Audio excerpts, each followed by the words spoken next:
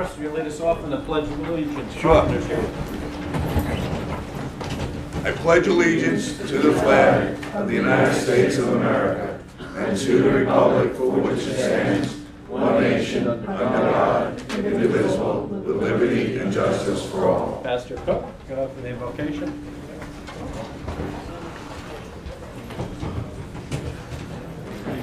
Heavenly Father, we come before you tonight. We just thank you so much, Lord, for your grace. We thank you so much, Lord, for just the gift that you have given us of life. Lord, I thank you for the gift we also have of being in a country where we can have a say in government. I pray, Lord, that you would be with this meeting tonight, Lord. I pray you would be with the council, that you would be with everyone who's here tonight. I pray, Lord, that for those who have decisions to make, that you would give wisdom. I pray, Lord, for those who have issues to bring up, that you would give them the words to say, and that there would be an amicable resolution to all things, Lord. We just pray that you would be honored above all. We pray, Lord, that you would receive all the glory and honor and praise. I just pray this in Jesus' name. Amen. Amen. Pastor Cook, Calvary Baptist Church. You're actually in Southampton, right? Yeah, technically, yes. Well, you're our adopted town. Thank you. God bless. Hey, Larry, how come your green light's not on? There you go. There you go. Now we're recording. All right. Getting feedback from town board. Well, Diane, you want to do your? John, you want to do your meeting minutes? I want to make a motion that we approve the town board meeting of May 2nd, 2017. So moved. Second. Moved and seconded. Vote, please. Hubbard. Yes. Wooten. Yes. Dunleavy. Yes. Walter. Yes. The minutes are approved. Diane, reports? Sure. Under reports, tax receiver total tax collection to date as of May 9th, $84,840,419.88. Town clerk monthly report for April, $10,276.91. The police department submitted their March 2017 monthly report. Under correspondence, I'll just summarize this because we had a tremendous amount of correspondence. There were 7 letters in opposition to the Benjamin Vista condos at Fox Hill and Bating Hollow. To their proposed building of 27 additional condominiums being considered for rental occupancy use. There were 2 letters from Mark Terry. 1 letter in response to public hearing of May 2nd expressing concerns and recommendations to the proposed amendment for Chapter 289, parking prohibited on certain sections of Sound Avenue near property at 2711 Sound Avenue. And his other letter was in response to the public hearing of May 2nd, also vehicle and traffic, Chapter 289, turns, specifically right-hand turns only out of 2711 Sound Avenue. There was a letter from Keith Pierpont in response to the 2 public hearings of May 2nd, expressing his opinions and concerns to the proposed amendments to Chapter 289 about parking and traffic. Those same sections, Sound Avenue at 2711 Sound Avenue. Letter from Jones Zaniski urging the town board to, for the closing of the proposed deal with Illuminati, to consider zoning regulations that state no housing at the FCAL property. And there were many letters in opposition to short-term rentals of less than 29-day limit for rental dwelling units. 113 names in opposition and 238 names in support. I like how you did that tally. It was just easier. Only life were that easy. Yeah. Any other town board reports? Tim, I know you had 1 or 2 things. Yes. The 225th anniversary Colonial Mall has officially been released. It is June 9th, Friday, 7 to 11 p.m. at the Suffolk Theater. The price is $60 per ticket. Tickets are available online at suffolktheater.com. It includes hors d'oeuvres, a buffet dinner, a night of entertainment by the New Millennium Jazz Band, and colonial attire is optional, but we will have a contest for best dressed colonial costumes. We'd appreciate as many people as we can get to come out and celebrate this town's 225th anniversary. It's a fairly inexpensive night for a really great night of entertainment. So we hope to see everybody there on June 9th. You know what else would you, Tim? A good opportunity for the Carpenters Union to rub elbows with the town board. Isn't that what they're doing tonight? That's what they're doing. They should come to the mall because we'll be there. There you go. What else is that? May being Older Americans Month, the Town of Riverhead Senior Citizen Advisory Council has put together their Senior Citizen Resource Guide. They started this, I guess, a few years back.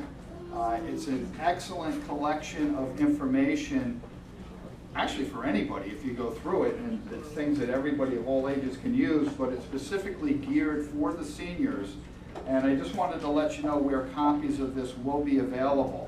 Ms. Jo Packard is the committee chair for the Senior Citizen Advisory Council, and she's worked very hard to put this together and did an excellent job. This will be available out here in the front lobby of the Riverhead Town Hall. It will be available at the Riverhead Free Library, the North Shore Public Library in Shoreham, the Riverhead Senior Center at Shade Tree Lane, Riverhead, the Riverhead Recreation Department, the George Young Community Center out in Jamesport.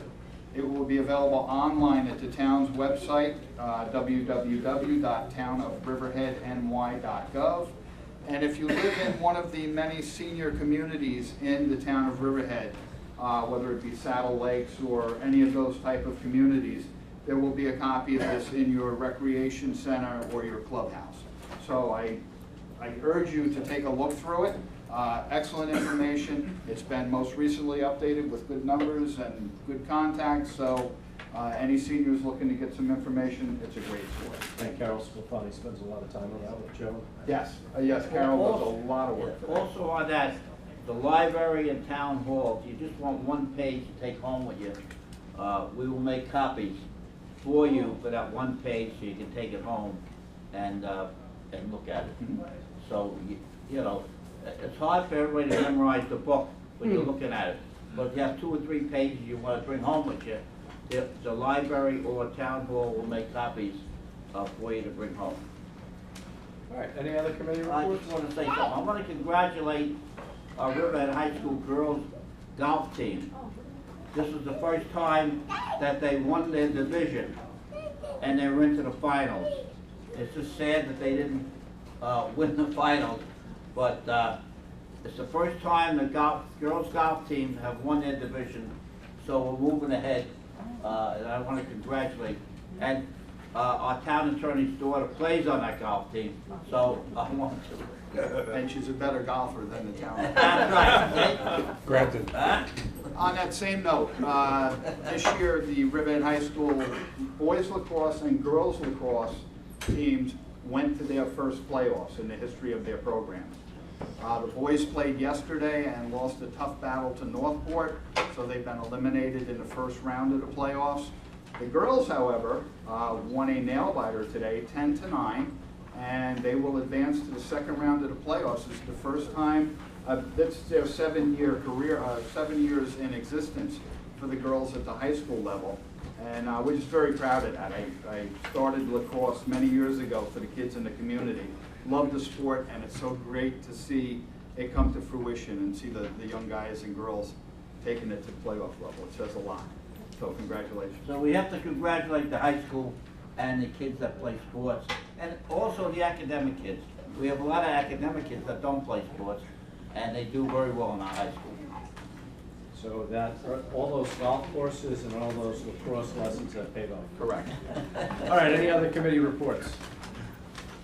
All right, not seeing any, hearing any. We have 3 public hearings.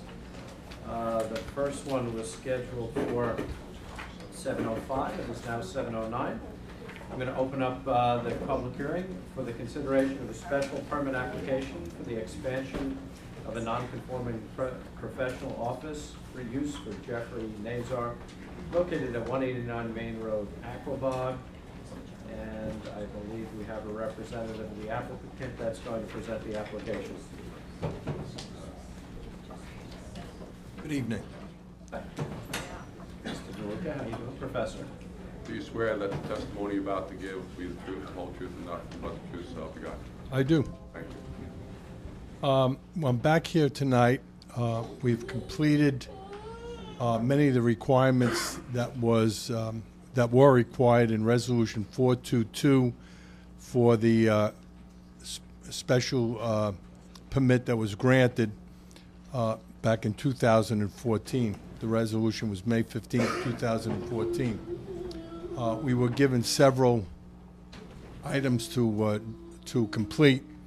We've completed all those items, the drainage studies, the SWIPs hasn't been completed. It's been before your engineers, your consulting engineers, your town engineers, an engineer that we've hired, myself, the surveyor, to meet all the requirements. And we're about to submit the final plan to the planning department, but we will need a extension or to re-grant the special permit for the expansion of the non-conforming pre-existing use to Nazar Commons for a office building, a 3,500 square foot office building. I've prepared the site plan. It's a colored site plan so you can see the difference between the proposed buildings, existing buildings, and the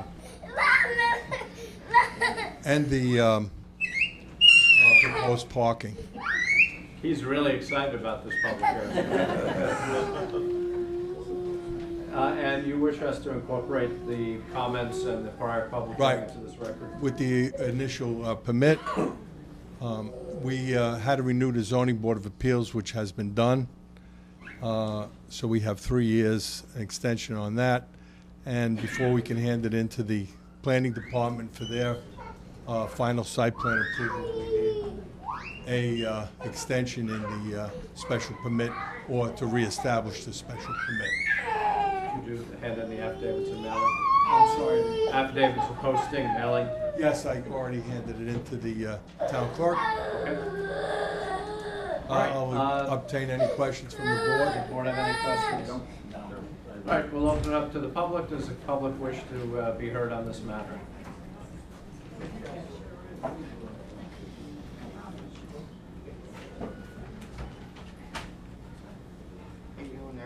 How you doing, sir? If you could state your name and hamlet or affiliation for the record, please. Yeah, Mark Burnett, 245 Troutbrook Lane. Now I'm going to ask you to raise your right hand. Testimony, is the testimony about to give the truth, the whole truth, and nothing but the truth, so we got? Yes. Thank you. How you doing, Mr. Burnett? Okay, how you doing there, Mr. Walters? First question, a little off track, but seeing that we've been here for 3 years, who owns the parking lot outside there? Parking lot outside where? Yeah, just on the south side of the building. Town parking lot, possibly?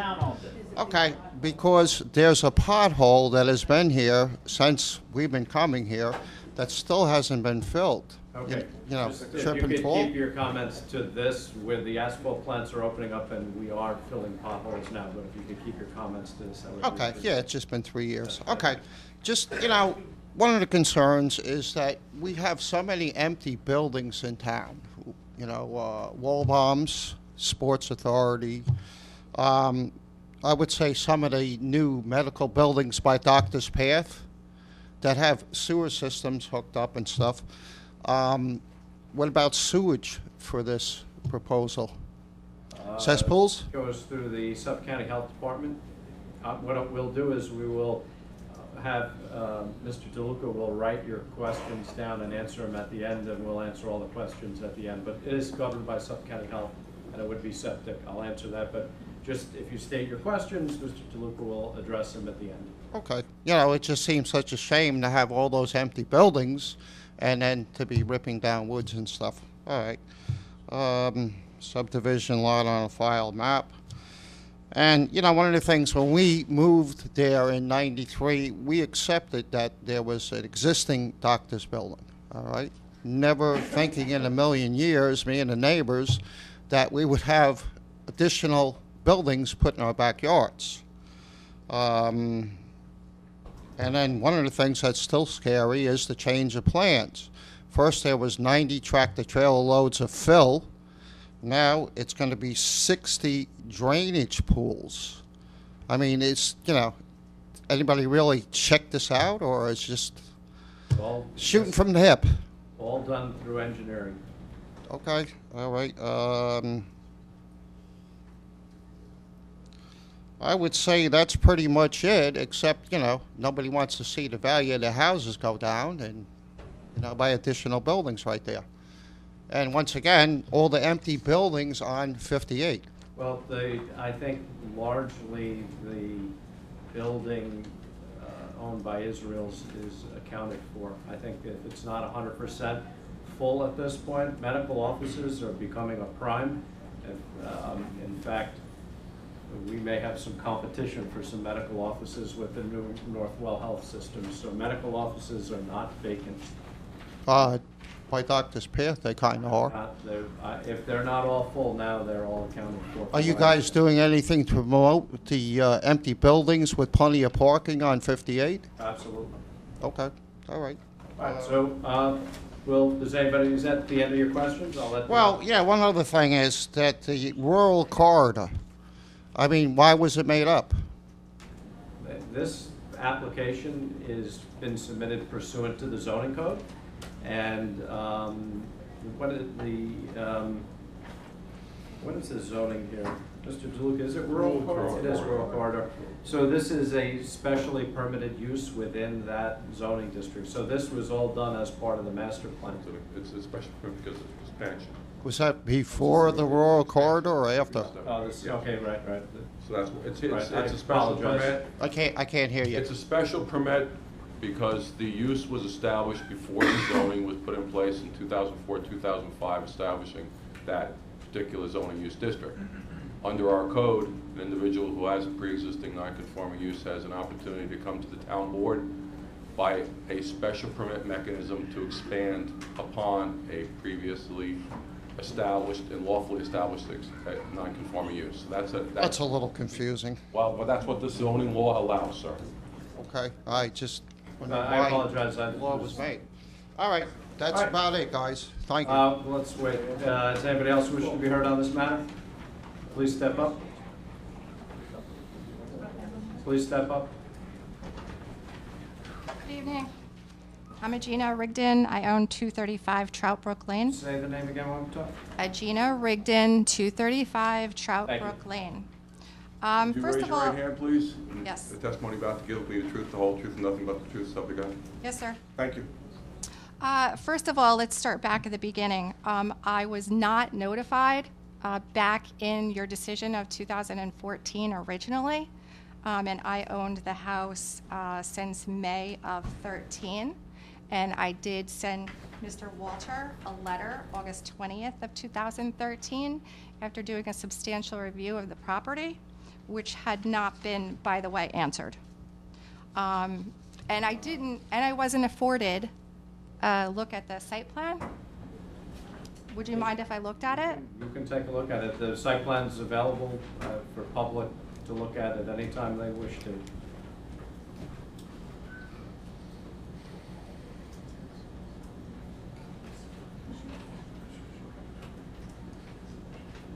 It doesn't note on this. I'm sorry, I don't Oh, have no, a you have to microphone. You've got to go back up to Microphone, the man. microphone. Okay, hold on, I'm not done.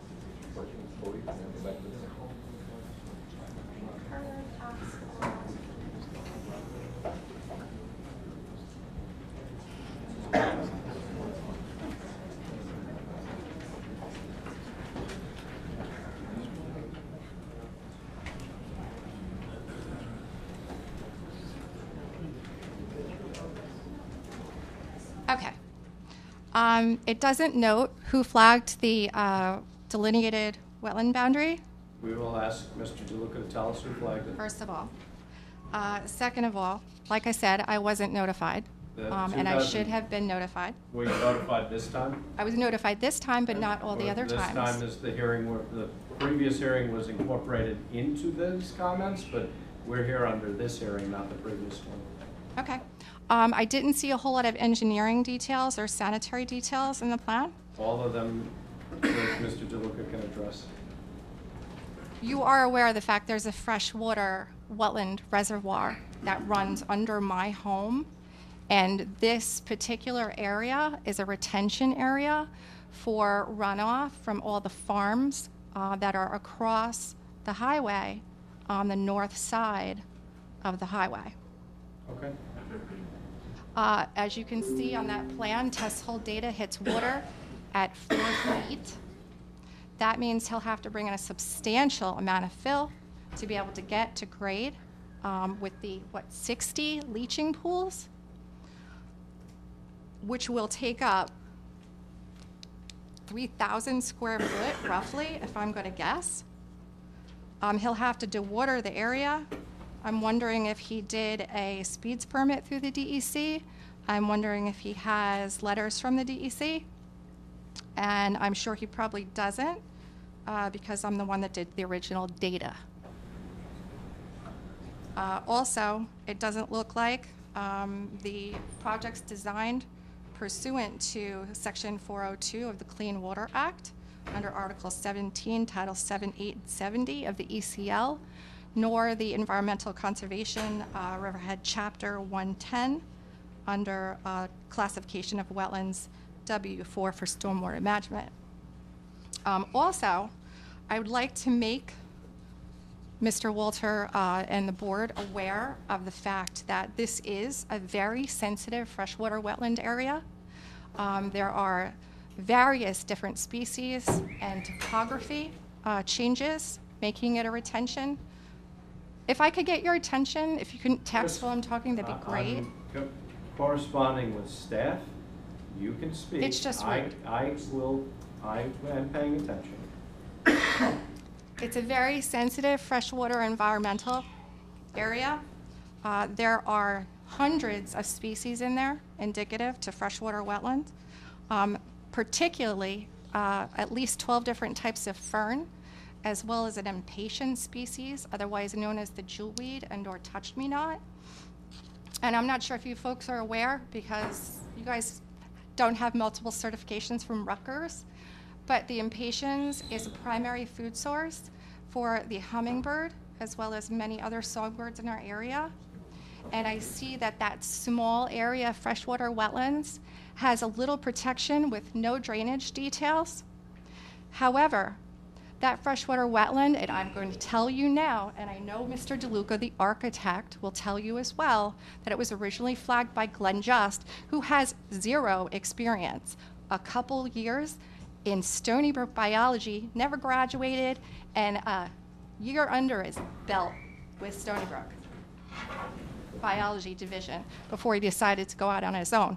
The reason I know this is because I worked for the man for 25 years, and I did the original research on this parcel. Now, if I was notified back in 14, I'm positive on that. Oh, is there a question there? Okay, I'm letting you know who flagged the freshwater wetlands, and I would like to know what certifications he's had. Otherwise, I suggest you start from the beginning. Okay. Because it's not a legitimate freshwater wetlands flagging. Seth, wrap up your questions? No, I probably will rebuttal. We're As not Mr. going back DeLuca. and forth. We're not going back and forth, so Listen, unless there's some- listen, I unless- know that Yes. building up Riverhead to be the next hub center is prime in your candidacy. I realize that you're looking for the tax base. I don't mean that to offense. I think you've done a wonderful job down in Main Street, and I think that it's come a long way. What I see on Route 58, however, is a huge concern, and I'm pretty sure everyone that lives in Riverhead Town would agree it's been built up too much. Hence, the rural corridor character zoning regulation that was abided by every property east of 105, and I'm not sure, Mr. Kazakevich, what year that went into effect, but I purchased my property knowing he would never be able to build on that freshwater wetland. So I'm not sure who's going to be responsible for the reduction in my property values once that asphalt parking lot, of impervious surface with rainwater runoff, is going to be addressed. Or I'm sorry, who is going to be liable when the area refloods like it did in 2010 when everyone had 2 feet of water in their basement? And what effect is this parking area and the runoff of this impervious surface is it going to have on the adjacent neighbors and their property values right behind this house? Now also, I see absolutely no retention buffer between David Worth's house, who's right behind me, which I'm sure he won't be very happy because I've spoken with him and I'm not sure if he's here tonight, And I'm sure that his brother, Stephen, that owns Diggers, won't be very happy if David's not happy either. And Diggers is a huge mainstream. I'm sorry I'm not asking questions because you can't answer them. Mr. DeLuca has to answer them. I'm stating the fact that the laws weren't followed in the town of Riverhead, that the board do not grant this special exception, and I will be at every ZBA hearing and every CAC hearing, that I'm notified about legally. Now, Mr. DeLuca can tell me who flagged that property and when, and what kind of credentials the man has. All right, does anybody else wish to be heard on this matter?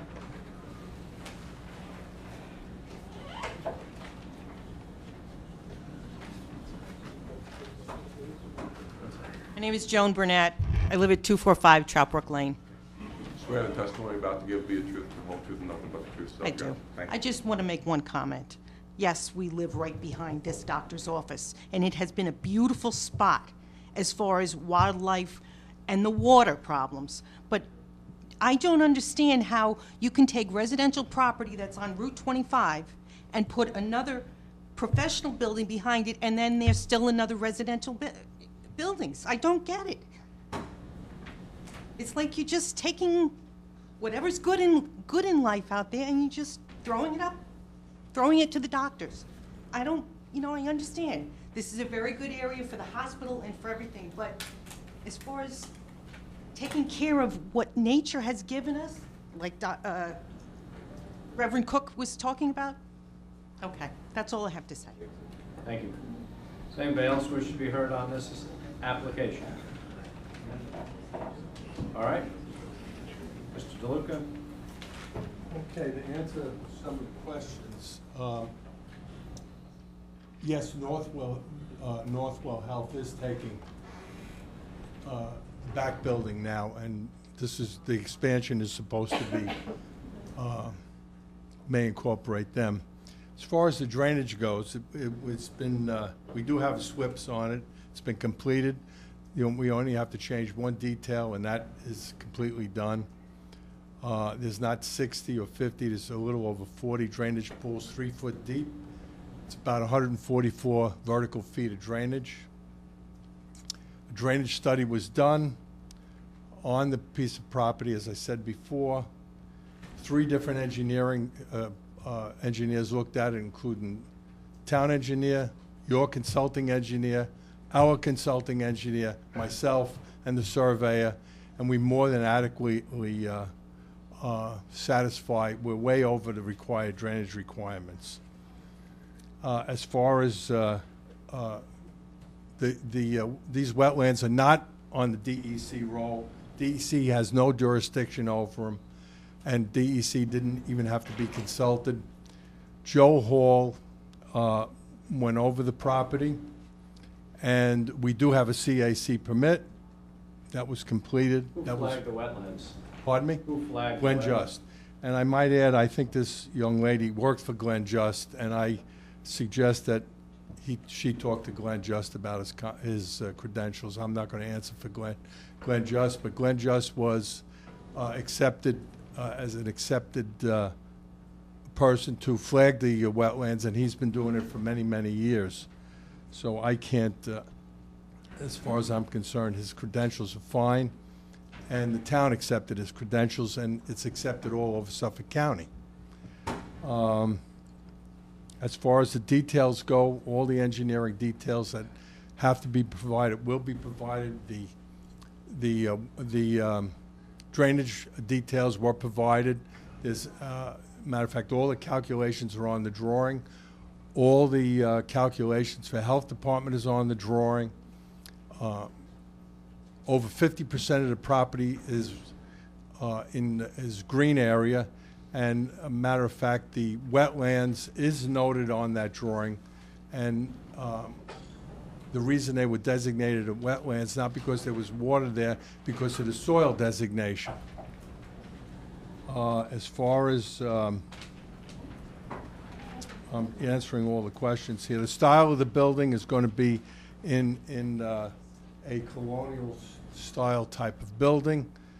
And as far as the adjacent property, the one right behind us, if you you can notice there's a drainage area designated, you can see it's hatched in on, right off that court. That area has been built upon by the owner of that property. He's put structures in that area, so obviously if he's putting structures in that area, there's no water going in that area. I've checked the lots over the past several years, many, many times since that 7-inch rainfall we had in, I believe it was about 6-7 years ago in March, the 30th day of March. There's no water going in there. And as far as the vegetation in that area, you can see the flagged wetlands is the dark green. All the rest of that is remaining as it is right now. The light green is all going to be replanted area. And most of that area is not asphalt. It is gravel to have its own drainage. But we added drainage in to meet the code, even though we didn't have to meet it in that area, because it's all gravel. It's not asphalt. The only asphalt in that area by the back building is by the parking stalls only. The driveway coming in, the backup distance is all gravel. There's no asphalt over there. As far as all the planting buffers, we meet or exceed all of them. And as far as the health department requirements, we meet or exceed them also.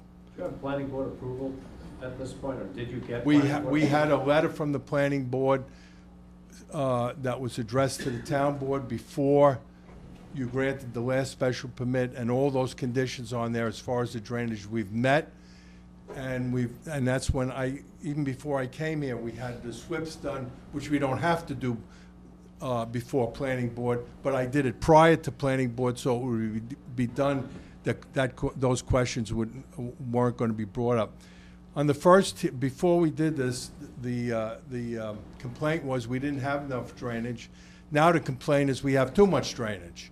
So I mean, it's a no-win situation. We've tried to comply with all the rules, and we've exceeded all the rules. The architecture is going to be just like it's a house. It's not going to, the lighting, we're not putting lighting along that edge there, so the people don't see it. The neighbors don't see it. And most of the things that were just brought up from the last speaker are totally irrelevant to this discussion because they have no validity. And 3 engineers have said that already, and we've had 4 or 5 professionals review this project, and they're all licensed professionals. And we've complied with everything, even with your town engineer. All right, well, now with that editorial comment on your part, I will invite the young lady back up if she wishes to come back up. Yeah. Thanks, Mr. Flipper. But before she comes back, can I ask you one question? Oh, go ahead. The young lady stated that the freshwater wetlands there. Is this flagged by DEC? No, Or it's, have you contacted DEC? yes, it's Hold not on. on He's DEC. speaking, miss, you can wait. No, you wait. He's It's speaking. not on DEC. It's- It's only was on the town maps. Have you spoke to them? Didn't have to, It's a town. if it's because a it town wasn't on, wetlands, it goes to zero. didn't speak for it. Are there But any as other far towns? as the underground water study, that, we had an engineer look at that. That was taken care of. Everything the board and the planning board has asked us to do, we've done. Okay. All right, miss. Thank you. Okay, back to Glenn, Justin, Joe Hall.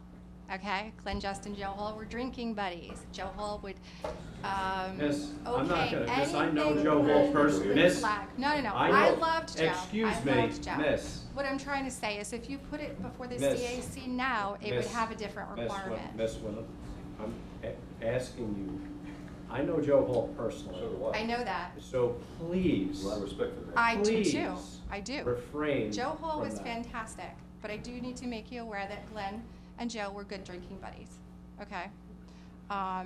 So, You really, That's Okay, go ahead. neither here nor there. never seen Joe Okay. Paul out of his house. We're gonna go back to the fact that this was flagged by someone that has next to zero experience Okay. with Please, no we heard credentials that. whatsoever. Do you have any No, more to add? okay.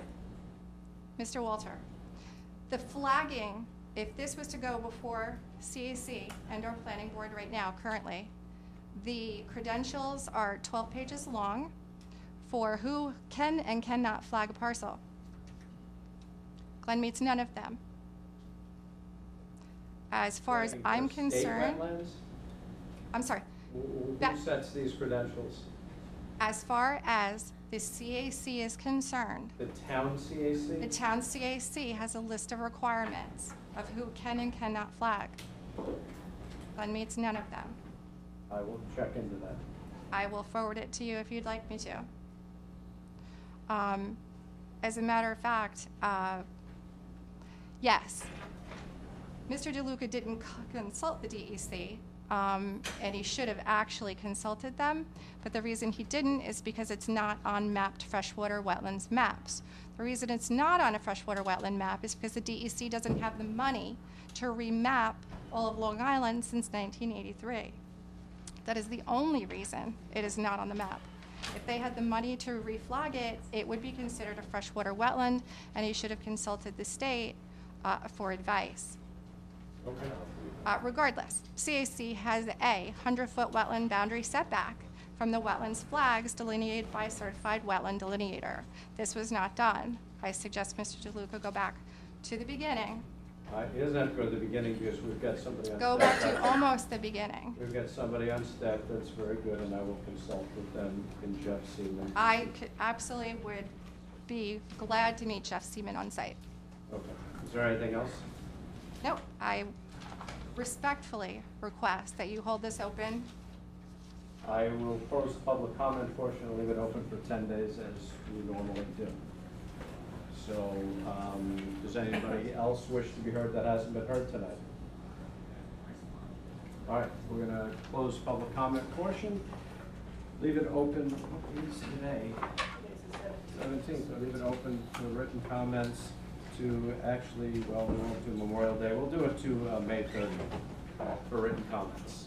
And I will talk to Jeff Seaman about the flagging. All right, thank you, Mr. DeLuca, thank you, everybody. Thank you very much. What's that?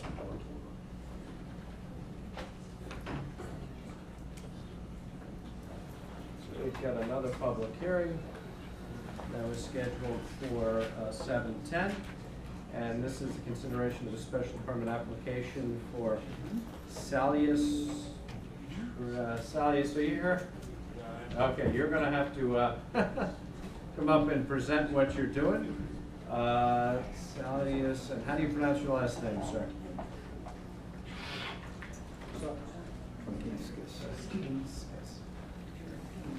Trakinskis? Truchinskas.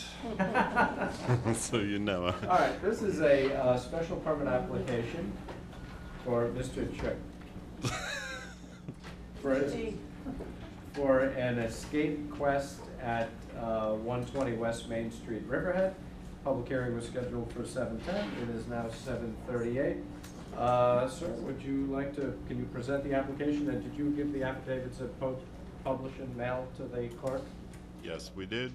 Some of the envelopes returned because the address, like whatever they were sent, it's just a note on that envelope that the place is vacant. Okay. So- Did you give those to the clerk? You should give those as well to the clerk. Yeah, I have it here. Yeah, just have them bring them up. He left. All right, he's While gonna be. that's going on, raise your right hand. Do you swear the testimony you're about to give is the truth, the whole truth, and nothing but the truth, so help you God? Yes. So we are changing the retail store to a recreation spot in downtown of Riverhead, and we are planning on putting a game in there which is called Escape the Room. Basically, we changed the name to Escape Quest. This is team building, interactive, hands-on puzzle, and it's fun for all ages, and it will be sure to make a boring day much more exciting. Boring day, was that what you said? Boring day. Boring.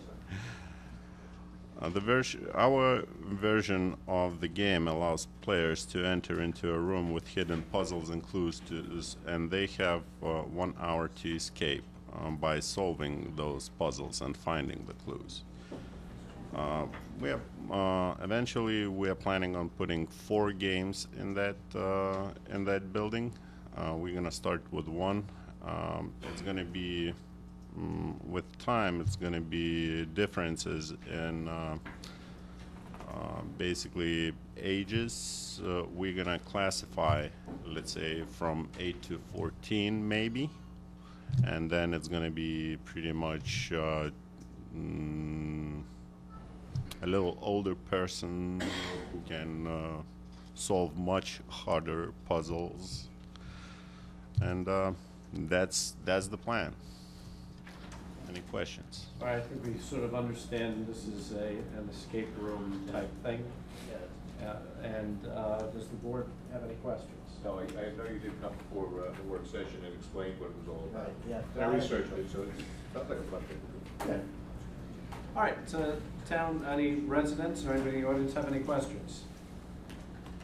Not seeing anybody. We'll close the public comment portion, leave it open for written comment till May 30th. I'd like to 4:30 in the clerk's office. May 30th, I'm back here, right? You don't have to come back. You should talk to Jeff Murphy from the planning department. Okay. To see if there's any comments that came in that need to be addressed.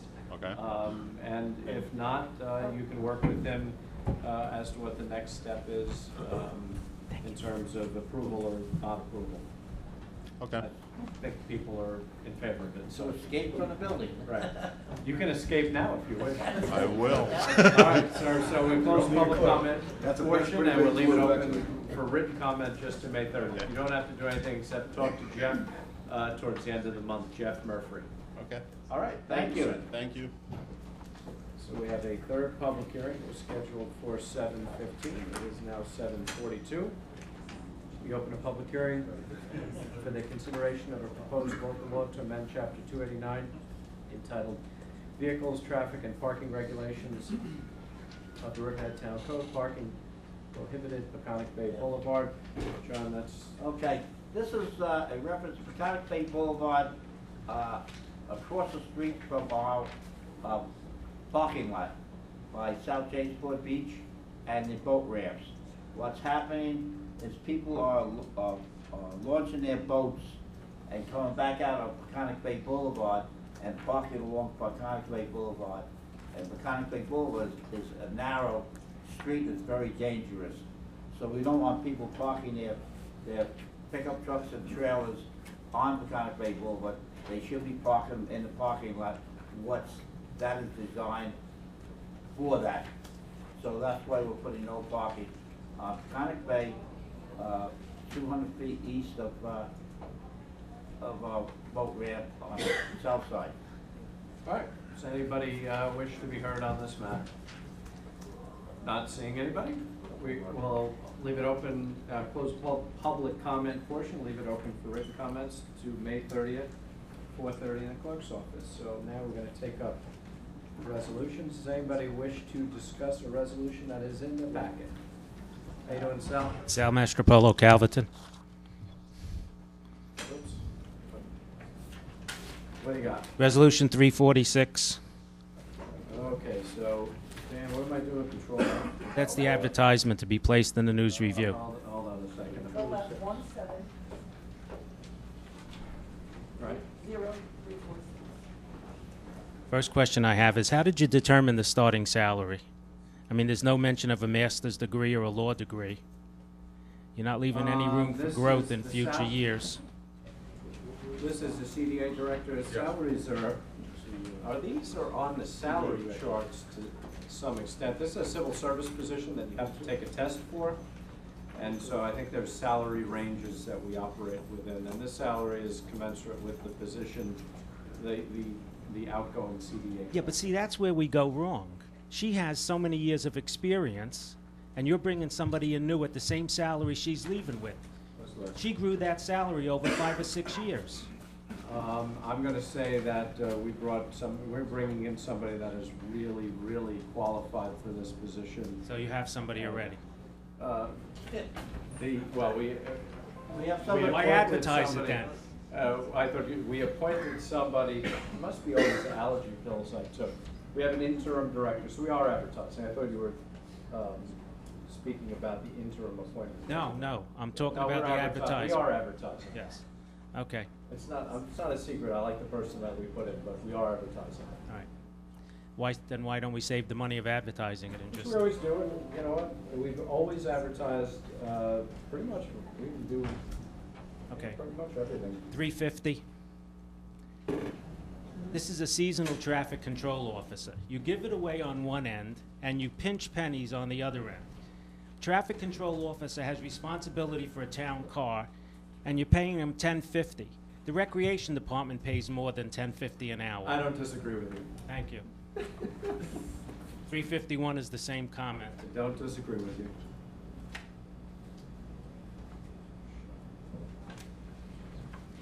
$362 in the 1, 2, 3, 4. The fifth whereas, the fourth line down, it says 362. Fifth whereas? Yeah. Right. What do you got?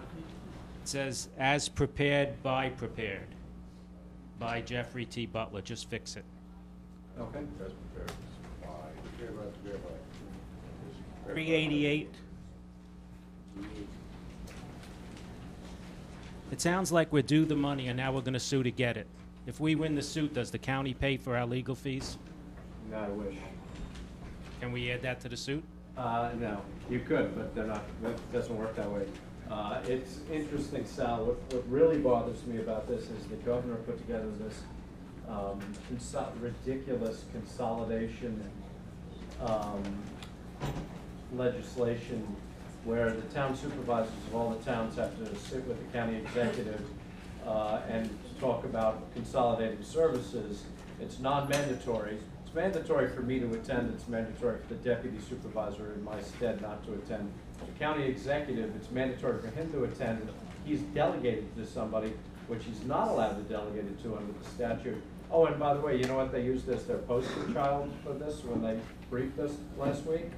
The consolidation of the county's 22 sewer districts, but never mentioned all the other municipal sewer districts that should share in this. So it is really egregious. And when we win this, and I think we will go back and make sure we get it for the Calverton Sewer District. Okay. Do we agree on that? Okay. Good. 390. There's no attached stipulation.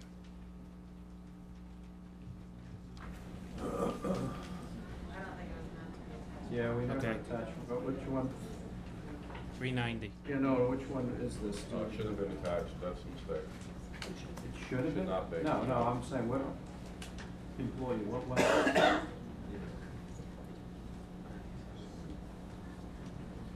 Oh, was this Jeff Seaman? Yes. Okay, yeah, this is. 394. In the last line of the highlighted title, change the period to a comma because it's $2,112,000. I wish it was just like Yeah, I know. $2,100. That's it. All right, thanks, Al. Anybody else wish to be heard on resolutions? Ms. Smith. Hi, yes, Laura Jen Smith from Laurel. I can address CDA now on the resolutions? Or do you have to open it? Is it a CDA resolution? Yeah. How do I get to a CDA resolution? The first one. The first two. No, but how do I go back? It's 1708. Okay. What do you got? So I just have a few questions and comments about the resolution number 8 and number 9. From what I gather, the buyer, Illuminati, had submitted a letter of intent to purchase for an undisclosed amount the land at Epcal on March 27th. And the letter of That's intent. not true. I don't think that's true. I believe that they drafted the letter to you on the 27th of March. I don't think that's true, but let's say it is. What's the Okay, question? and then the letter of intent had an expiration date of April 11th, if it was not signed by the town. The town has never sent them a contract, so we have 30 days to send a contract. We have not sent the contract, so you really can't start the 30 days until you send the contract. So that's what we're working on. This is what I'm kind of curious. So the letter of intent, because when I was here last time, I was asking about this. So the letter of intent was drafted by Illuminati to purchase the land. No, it was not. Letter of intent was jointly drafted between our attorneys and Illuminati. So Okay, so it was jointly drafted with an expiration date of April 11th for it to be signed, or else it expired. Ms. Smith, there are 30 days to negotiate a contract. That would You be the can't- definitive agreement? But you can't negotiate a contract that you haven't sent them. So the 30 days is not going to start until we send the contract, which we're hoping will be by the end of the week. So Okay, last time I was here, and in the letter of I intent. don't know what you said the last time. I'm just telling you what the way it is no contract was sent. You can't expect to have a contract signed in 30 days with no contract being sent. Okay, So we will be sending them a contract, and the 30 days will start when they get the contract. Do you have another question, Miss? Well, that's what I was concerned. So this letter of intent, which stipulated the 30 days to come up with a definitive agreement in principle, is not because when you The town never, I'm gonna say it again. Okay. I'm not being clear.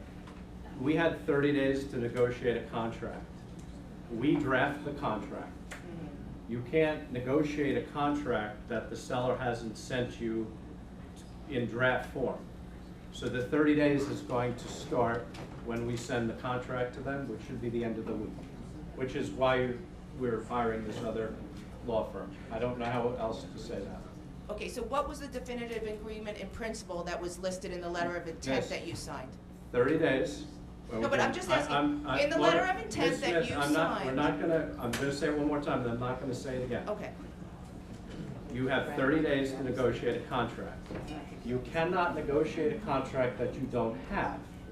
We hired another law firm to work with this law firm that we have, Smith Finkelstein and Lamb Barnarski, to send a contract. So I'm not sure what's not clear, but we're gonna send a contract and the 30 days will start. I guess, you know what, I'm confused, because I guess when you spoke to Riverhead Local, when you I- signed something I'm not gonna and you comment. sent something on April 10th, you said the clock started ticking, Ms. Smith. and then you have 30 days for the definitive agreement in principle, Got or it. that would be canceled. Do you So have that's, another I will, question? yes, I do. What's the So other it's for resolution number 8 and resolution number 9. What's So several board members have raised questions about whether Smith, Finkelstein, Lombard, Eisler, and Yakubowski is the best choice of law firms for this transaction.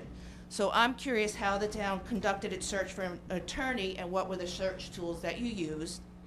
What criteria you used when selecting the legal representation for such a large, complex, and important transaction in town?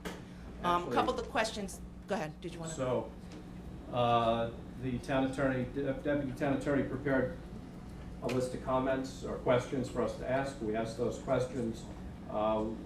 There are several attorneys that do this kind of work. We narrowed There's in a lot on- of attorneys that do this kind of Yeah, stuff. So, I mean, we're not gonna interview everybody. So we narrowed in on 2 firms, we interviewed them, and we selected one. And so that's what. But the resolutions are for 2 firms, correct? Number 8 and number 9 are to hire 2 The firms for the same? resolution is to hire Lamb and Barnarski. And they would be the you- primary? They're going to work together. Probably with separate focuses, but they're gonna work together. Well, that's kind of my question. Are we going to be paying the 2 firms to do the same work and No. then compare notes? No. They're going to work together, and one firm, the qualified and eligible urban renewal is a very, very specialized thing, and there are very few attorneys that do that, and Frank Eisler is gonna focus on that, and there are, trust me, very few attorneys that do that, And then Michael Haller and Lamb and Barnarski are going to be more working on the vetting of Illuminati, and they will work together to make sure that the contract is sufficient. Okay, and then how will that be laid out, and how will the scope be laid out so that we're not paying double for the same work? Will that be? The attorneys I just laid out how it's going to work, and then we're going to bring it to a public hearing, and you can comment on it at the public hearing when they present their financials. Do you have another question? Yes, I do. For these two firms, how have they dealt with real estate and land? How many land transactions have they dealt with over the $40 million range? Lamb and Barnarski does this on a regular basis, and Frank Eisler's done this many, many times We're for the talking 10, town. 15, 30, 5. I'm not going to hazard a guess that's going to wind up in the paper, but suffice it to say they are both immensely qualified for what they're doing. And both of these firms have worked with urban renewal with contract sales? I think I just explained how that's going to work. There's very, very few firms that work in pretty much, I don't say Frank doesn't work exclusively, but there's very few firms that work in an urban renewal setting on Long Island. So Frank again is going to be focusing on the urban renewal, and then on the vetting will be Michael Haller. And so people don't get confused. This contract is not overly complicated.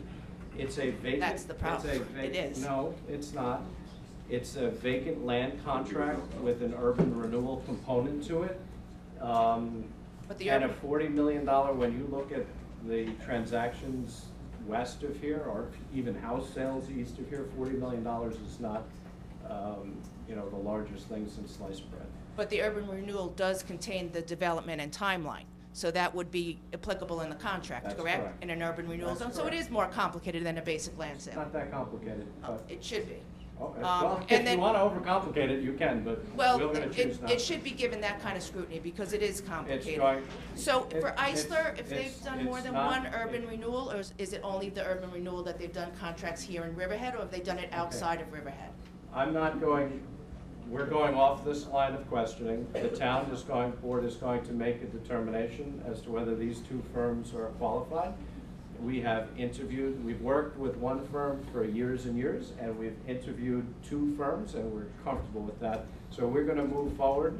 We believe that they're qualified. And my other question is, how familiar are they with airports and their covenants? We are going to move these resolutions forward and vote on them. Do you have any other questions? Yes, I'd just like to mention, the resolutions these two resolutions seem to be a patchwork and a mishmash of putting this legal advice from different firms together to conduct one of the most important transactions happening in this town. So before voting tonight, I urge this board to consider seeking hiring one law firm, a firm who has experience in an area of large contracts such as this, and a law firm that has proven credentials and impeccable references and will be free of conflict. Okay, thank you. Thank you. Thank you. Next speaker on resolutions.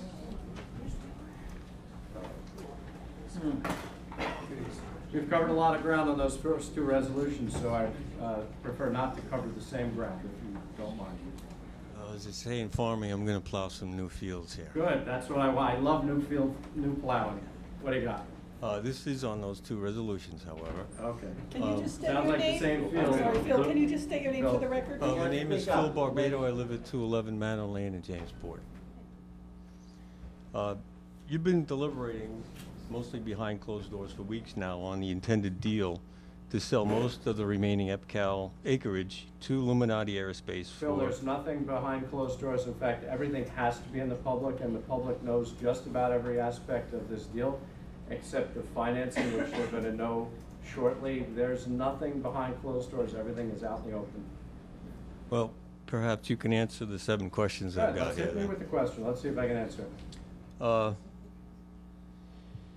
On the surface, selling all that land, an average of $17,000 per acre doesn't sound like such a great deal for the town. There's only, Phil, so I'm going to answer the questions as we go through. That's not a question.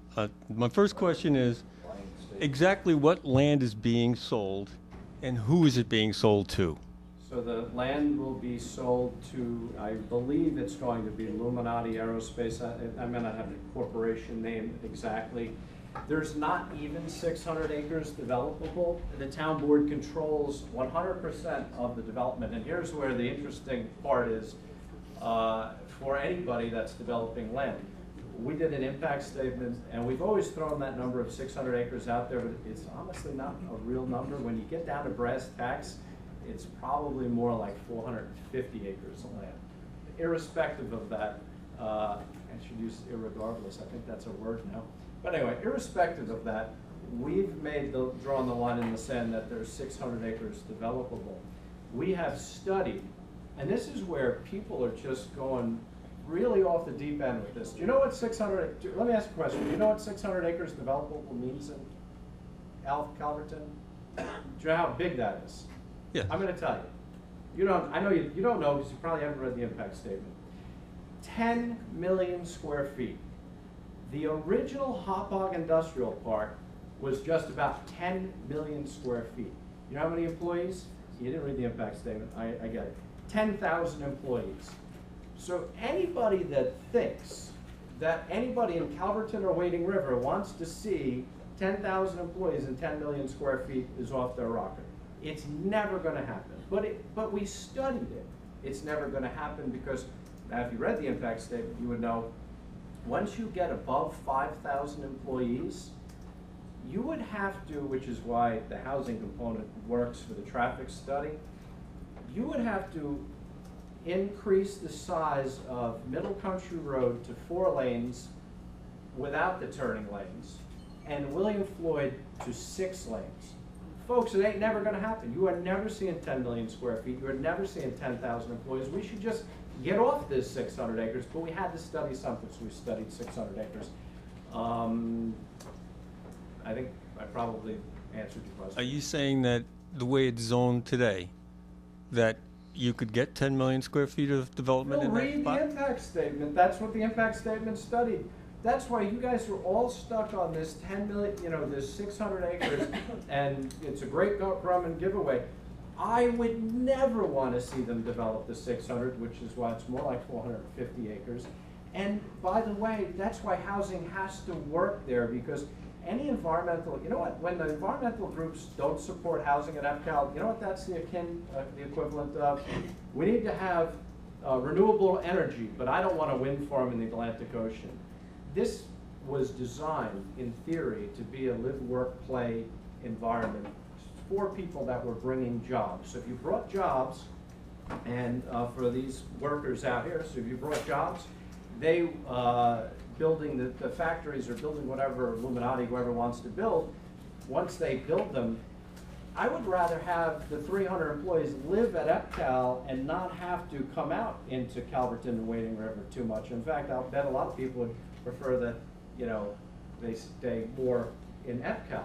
So the live, work, play is exactly what every environmentalist, every study, every, Tom, are you part of Energia? What's that? You part of Energia Partnership? No. No, okay. Every environmental study talks about what we've designed, and so everybody should just back off the 600 acres, because the reality is the town board controls the zoning. The town board could always limit the amount in the future. They could limit housing, they could increase things, but you're never going to see it because it's just not in the scheme of reality. But we studied it. But it is allowed. Did you hear what I said? Yeah, I heard what you said. You said it is allowed, but Phil. it's never going to happen. Phil, Who says it's never going to happen? You would have to increase all if you read the impact statement, which clearly you haven't, all construction stops if you got to 5,000 car trip hours. Okay. So you could get to 5,000 car trip hours and develop 200 acres, and you're done. DOT, we've said to DOT, nothing else will happen until all those road improvements are made, which I don't know, but I don't see us moving William Floyd to 6 lanes. Well, all I'm looking at is what's allowed on the books, not wishful thinking. But Phil, Okay. I wish, this is the point, I wish you and everybody else was looking at it. You're not looking at it. You're talking about the second part of my question is, okay. what is being sold and how is it zoned today? It is zoned, if you look at what do we call it? It's in the zoning schedule. The zoning's on the books. The way I Look it read up. it, it's You can all look it up. planned development. all 2,300 acres is Yes, sir. planned development. Yes, sir. And all of those acres could be used No, sir. for development. No, sir. Why not? Not even close. Why not? So I don't think you're hearing what I'm saying. You can only develop. I'm hearing it, but it's not answering my question. I'm sorry. So, okay, so you can, let me go back and I'm gonna do it one more time, then we're gonna move on. You can only develop 600. After you figure out that you wanna develop 600, which you never could because you can't have that kind of density without the Why roads, can you? but we Why did- can't you develop the whole thing if it's all zoned for planned development? Phil, well, because I've just told you why. The Listen. DEC has shut down certain acreage up there that is deemed not to be developed. But That's why But it it's can't not be even that developed point. today. That's I not don't understand ironclad. why you're not understanding this. Phil, 600, that's it. That's the number. 10 Okay. million square feet. Okay, if you can only 10 develop million square 600, why are you selling the rest? Phil, let me talk to you about this because Councilman Hubbard mentioned something. So when you look at the tiger salamander ponds on the property, and we have a map, I could bring it in here.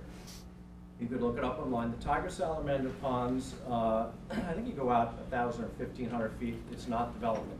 When you take into consideration the 35% pine barrens that you can't develop, when you take into consideration all the wetlands that you can't develop, you really don't have a lot of property. Those concentric circles of all the areas overlap in so many places that you're hard pressed to find even 600 acres. Hard pressed. I'd be stunned if you could ever develop 600 acres. So my follow-up question, that's actually one of my 7 questions here is, why are you selling the rest of it if you can't develop Well, it? And because why are they here's the- even interested in here's buying the- it? And why hasn't the town considered Wait, you want me to answer retaining can you let me answer the ownership? question? Let me answer the question. You know, if you want Here's to keep the- making here- speeches, go ahead. I No, have no, some you questions asked a here that I question. think are important. You asked a question, so You the haven't question answered was, any why of are we them. going to sell it? So here's the genius behind this. And we'll see how it comes out in the contract. Here's the genius behind this. When he buys the whole parcel, we're going to put both parcels in the sewer district. So even though they're not developable, in theory, they're all going to be taxed in the sewer district, which is going to provide tremendous relief to the folks in the sewer district. And the other, You'd be in court the next day. it's going to be part of the, So it's going to be, why would we be in court? You're going to It's tax gonna him be- for land that's not developable? We're putting the property in the sewer district. Now, the reason he wants to buy all the property and the real genius behind this, just mowing the grass is going to cost the town almost $100,000 a year. And the environmental plan that we put in play would require us to mow the grass to the tune of almost $100,000 a year. That doesn't take care of all the other things that the DEC wants done. That's just mowing the grass. So when we turn the property over to him, put whatever we do, you're right, he's going to come back on the sewer district, but we're going to put a lot of the property in the sewer district. We're going to get sewer taxes, and we're not going to pay $100,000 a year to mow the grass. He's going to have to pay that. Oh, and by the way, it goes all into the school taxes. The taxes alone for vacant land, just the way it sits, $1.6 million. Huge increase for tax rolls just for the vacant land. School districts should be very happy because they get 70% of it. They're not going to seek and they're not going to be granted any tax exemptions? You cannot get tax abatements on, I shouldn't say that because there are some caveats, but this IDA is not going to give them tax abatements on vacant land. The only way you get tax abatements on vacant land, there's a very specific criteria. They're not going to meet them. So just the vacant land is 1.6 million. Well, So is $1 that million something? bucks is going to the school. Is that something you put in the contract? No, you can't get it. The only way you can get the tax abatements on vacant land is if you build some sort of mega complex in there and you roll it all into a pilot payment. But just pure vacant land, no tax abatements, can't get it. It's not legal. Well, So that's $1 million, folks, to the school district. That's some tax relief. that's if no tax exemptions are You can't granted. get that, Phil. They can ask. You can't get them. It's not legal. All right, well, My question on that was, Can you get to the civil, we gotta get to resolutions. What's if the you would let question? me speak, I would get to it, Okay, yes. What's the question on the resolutions? Okay, why hasn't the town considered retaining ownership of those undevelopable acres Phil, and what is creating? how does this apply to the resolutions? There's two resolutions that are hiring attorneys. How does Why that apply not to create a beautiful park that we can use for the education of our children and for the future of our town? Phil, is there anything else 1,400-acre park Phil, owned is by there the town of anything Riverhead. Well, because, is there anything else that on the resolutions? Yes. What else you got? On the resolutions? Okay. What's the status of the long-term lease between the town and the car storage company? I think it was AIA. Will that lease, which is estimated to be something like $50,000 a Lease year, is does up. that transfer with the ownership of the No, property? lease is up, we didn't renew it. No lease is there. Lease ended and we didn't renew it. Okay. How are, Phil, we're taking comments on resolutions. Please tie it to the I resolution. would ask that these questions be presented to the two attorneys that you're hiring this week, and that they incorporate this in their Tie deliberations. it tightly to the resolutions, please. That's You can exactly come what up- I'm doing. You can come up afterwards if you want to. I guess I'm getting a little close here to things that you don't want to talk about, but I really want to get these on the record. How are the existing covenants and restrictions on any and all parcels to become part of the contract? What are those covenants and restrictions? wanna go- Are there any Pine Barrens credits that go with this transfer of land? Because they're worth $50,000 an acre. Phil, none of those questions have to do with the lawyers. Please ask questions pertaining to the law. I would ask the lawyers to look into that, wouldn't you?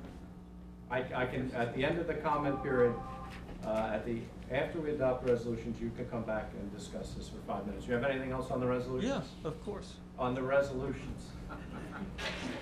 I'm asking. You haven't made really I'm one- asking if you have asked these attorneys to ask these questions. Phil, Before you on the- vote on them, do Phil, you know if they qualify to Phil, answer these questions? On the resolutions, please. You really don't want me to talk? Yep, I'm gonna invite you back up. All right, You'll be thanks. last. Anything else on resolutions?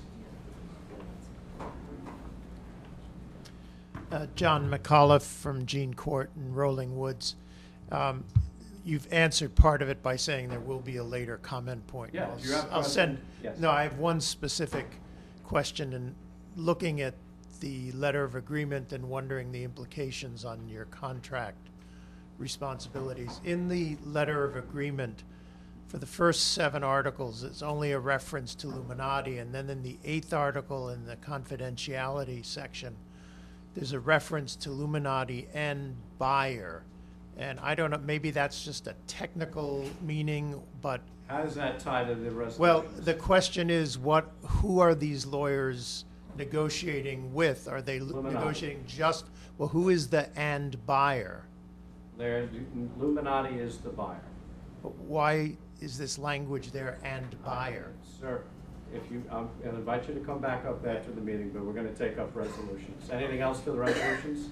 No, I'll Okay. be happy to comment Diane, further. start calling the resolutions. I make a motion Go. that we close the town board meeting and open up the community development meeting. Second. So moved. Moved and seconded, vote please. Hubbard, Yes. John Levy. Yes. That's fine, that's consent. Wooten. Walter. Yes. The CDA meeting is now open. Good evening. Resolution number 8. Resolution number 8 appoints the law firm of Lamb and Granowski LLP as special counsel in conjunction with the purchase of property at EPCAL by Illuminati Aerospace LLC, and authorize the supervisor to execute a retainer agreement regarding same. So moved. I'll second. Moved and seconded, vote please. Hubbard, Yes. Wooten, Yes. John Levy. No. And Well- the reason why is I think this attorney law firm was picked before we interviewed him. I interviewed both of them. This guy didn't read any information, didn't go out to EPCAL. The second law firm that we interviewed on Tuesday afternoon read everything, went out to EPCAL, and Wednesday morning I received a the resolution appointing the first one. So I think why he didn't answer any questions is because he knew he was going to be appointed, because he's friends with people, and I have to vote no because I thought the second one was more prepared than the first. Walter, Yes. resolution adopted. Resolution number 9. This appoints the law firm of Smith, Finkelstein, Lumberg, Eisner, Yakubowski, as special counsel in connection with the purchase of the property of Cal Illuminati Aerospace LLC, and authorize the supervisor to execute a retainer agreement regarding same. So moved. Seconded. Moved and seconded. Vote, please. Hubbard? I'm going to vote no on this, not because of who they are or what they are able to do. I'm just not comfortable in giving them a pay raise from what their normal rate of pay is for doing work for the town. Wooten? Yes. Dunleavy? Yes, they're very capable, and this is work that is intensive to get it correct, and I think that we should pay them appropriately for what they are doing. So I vote yes. Walter? Yes. The resolution is adopted. That I concludes make the a res- motion that we close the CDA meeting and reopen the town board meeting. So moved. I'll second. Moved and seconded. Vote, please. Hubbard, Yes. Wooten, Yes. Dunleavy. Yes. Walter. Yes. The town board meeting is now reopened. Resolution 341. Canine expense budget adjustment. So moved. And seconded. Moved and seconded. Vote, please. Hubbard, Yes. Wooten, Yes. Dunleavy. Yes. Walter. Yes. Resolution adopted. Resolution 342. Wading River Elementary School Service Stub Installation Water Capital Project. So moved. Budget adjustment, seconded. Moved and seconded. Vote, please. Hubbard, Yes. Wooten, Yes. Dunleavy. This is developer fees and it's no cost to the town. I vote yes. Walter. Yes. Resolution adopted. Resolution 343. Awards bid for internal control audit for the town of Riverhead Justice Court. So moved. Seconded. Moved and seconded. Vote, please. Hubbard, Yes. Wooten, Yes. Dunleavy. Yes, I think that every department should be audited, so I vote yes. Walter. Yes. Resolution adopted. Resolution 344. Appoints an intern to the police department. So moved. And seconded. Moved and seconded. Vote, please. Hubbard, Yes. Wooten, Yes. Dunleavy. Yes. Walter. Yes. Resolution adopted. Resolution 345. Authorize the attendance of a police department employee to New York, New Jersey Regional Fugitive Task Force training. So moved. A second. Moved and seconded. Vote, please. Hubbard, Yes. Wooten, Yes. Dunleavy. Yes. Walter. Yes. Resolution adopted. Resolution 346. To authorize this town clerk to publish a health wanted advertisement for a community development project supervisor. So moved. Seconded. Moved and seconded. Vote, please. Hubbard, Yes. Wooten, Yes. Dunleavy. Yes. Walter. Yes. Resolution adopted. Resolution 347. Appoints a call-in detention attendant. So moved. And seconded. Moved and seconded. Vote, please. Hubbard, Yes. Wooten, Yes. Dunleavy. Yes. Walter. Yes. Resolution adopted. Resolution 348. Appoints a call-in detention attendant. So moved. Seconded. Moved and seconded. Vote, please. Hubbard, Yes. Wooten, Yes. Dunleavy. Yes. Walter. Yes. Resolution adopted. Resolution 349. 349 changes the status of part-time police officers. So moved. Seconded. Moved and seconded. Vote, please. Hubbard, Yes. Wooten, Yes. Dunleavy. Yes. Walter. Yes. Resolution adopted. Resolution 350. Appoints a seasonal traffic control officer. So moved. And second. Moved and seconded. Vote, please. Hubbard, Yes. Wooten, Yes. Dunleavy. Yes. Walter. Yes. Resolution adopted. Resolution 351. Appoints a seasonal traffic control officer. So moved. I'll second. Moved and seconded. Vote, please. Hubbard, Yes. Wooten, Yes. Dunleavy. Yes. Walter. Yes. Resolution adopted. Resolution 352. Set salaries for the 2017 summer personnel for recreation department. So moved. Seconded. Moved and seconded. Vote, please. Hubbard, Yes. Wooten, Yes. Dunleavy. I'm gonna vote, I know, that the hard workers, but I can't see paying, recreational workers more than we pay, part-time, traffic control officers, who do more than what these people do, so I have to. Put a resolution up to increase their salary before it could be increased. Walter. Yes. Resolution adopted. Resolution 353. Appoint seasonal beach attendants to the Recreation Department. So moved. And second. Moved and seconded, vote please. Hubbard. Yes. Wooten. Yes. Dunleavy. Yes. Walter. Yes. Resolution adopted. Resolution 354. Ratifies the appointment of call-in recreation leader to the Recreation Department, so moved. Second. Moved and seconded, vote please. Hubbard. Yes. Wooten. Yes. Dunleavy. Yes. Walter. Yes. Resolution adopted. Resolution 355. This ratifies the appointment of provisional recreation leader. So moved. Seconded. Moved and seconded, vote please. Hubbard. Yes. Wooten. Yes. Dunleavy. Yes. Walter. Yes. Resolution adopted. Resolution 356. Appoint seasonal lifeguards to the Recreation Department. So moved. And seconded. Moved and seconded, vote please. Hubbard. Yes. Wooten. Yes. Dunleavy. Yes. Walter. Yes. Resolution adopted. Resolution 357. Appoints a senior head lifeguard to the Recreation Department, so moved. I'll second. Moved and seconded, vote please. Hubbard. Yes. Wooten. Yes. Dunleavy. Yes. Walter. Yes. Resolution adopted. Resolution 358. Appoints a seasonal water safety instructors to the Recreation Department. So moved. Seconded. Moved and seconded, vote please. Hubbard. Yes. Wooten. Yes. Dunleavy. Yes. Walter. Yes. Resolution adopted. Resolution 359. Changes the status of call-in employees. So moved. And seconded. Moved and seconded, vote please. Hubbard. Yes. Wooten. Yes. Dunleavy. Yes. Walter. Yes. Resolution adopted. Resolution 360. Ratifies the appointment of a call-in park attendant to the Recreation Department, so moved. I'll second. Moved and seconded, vote please. Hubbard. Yes. Wooten.